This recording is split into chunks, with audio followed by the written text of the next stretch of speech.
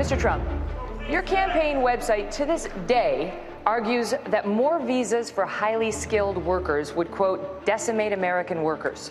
However, at the CNBC debate, you spoke enthusiastically in favor of these visas. So which is it? I'm changing. We need highly skilled people in this country, and we do need in Silicon Valley. We absolutely have to have. And one of the biggest problems we have is people go to the best colleges. They'll go to Harvard, they'll go to Stanford, they'll go to Wharton. As soon as they're finished, they get shoved out. They want to stay in this country. They want to stay here desperately. They're not able to stay here. For that purpose, we absolutely have to be able to keep the brain power in this country.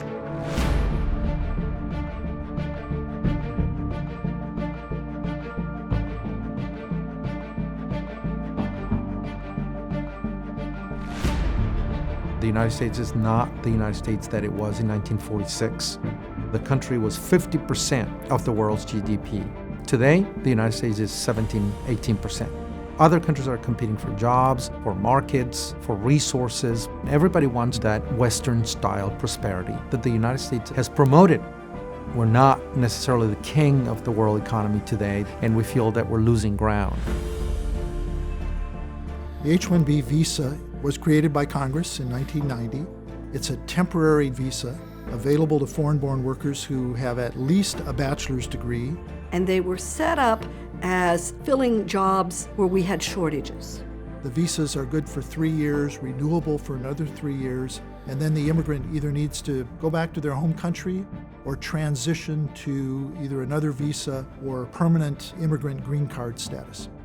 The numerical limits are 65,000 annually, plus 20,000 for those who graduate from American schools. However, another component to the H-1B is that for nonprofit research institutions, there is no numerical cap.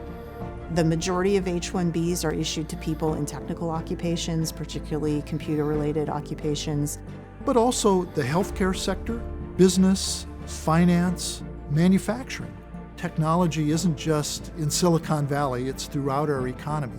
They need these high-skilled workers to fill jobs where there simply aren't enough Americans. At this point, it's been estimated that there's 400,000 of these kind of jobs that are unfilled. So we have to look at that and have a smart policy to benefit us and not just say jobs should go to U.S. workers when there aren't any for some of these jobs. A lot of the H-1Bs are people that have just got their degree here in the United States. They've studied here, they're trained in American institutions, they're graduating from our world-class programs. And you're an employer and you're out recruiting, you want to hire the top of the class. 25% or so of all American scientists are actually immigrants. If you were to cut off all these 25%, you would leave a lot of different jobs vacant throughout the country. And then you would expect U.S. citizens who are graduating from college, who have an engineering degree, who have a medical degree, who have an astrophysics degree or a chemical engineering degree and so on, to immediately line up behind those companies and say, hey, we're ready to take these jobs. What we are looking at is a scenario where those jobs would simply go vacant because U.S. citizen students are not studying the right kinds of things. Similarly, fields like accounting, financial analysis, medical professions, we need to do a lot more to encourage more STEM education and more opportunities for Americans in these fields.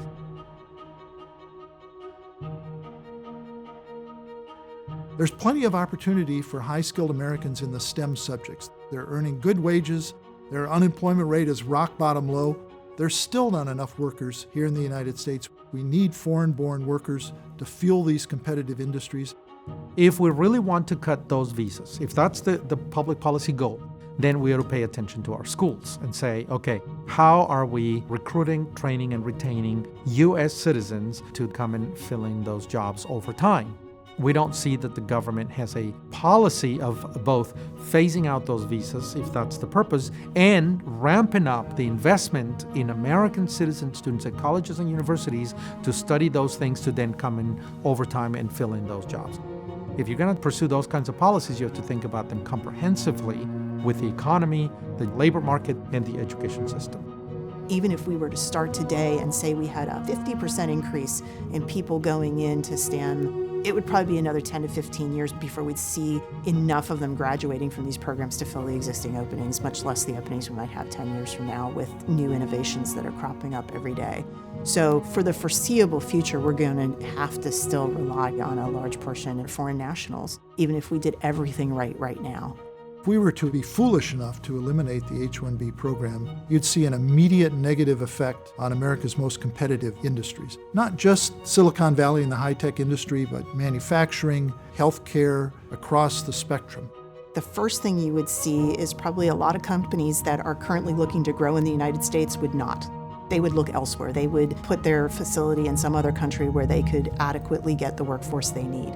Companies have a choice of where they locate these facilities, and they locate them where they can get people. This is a worldwide competition for talent. Canada, UK, Australia, China, they're actively advertising to recruit people from around the world. Please, come to France. We want innovative people. France is your nation.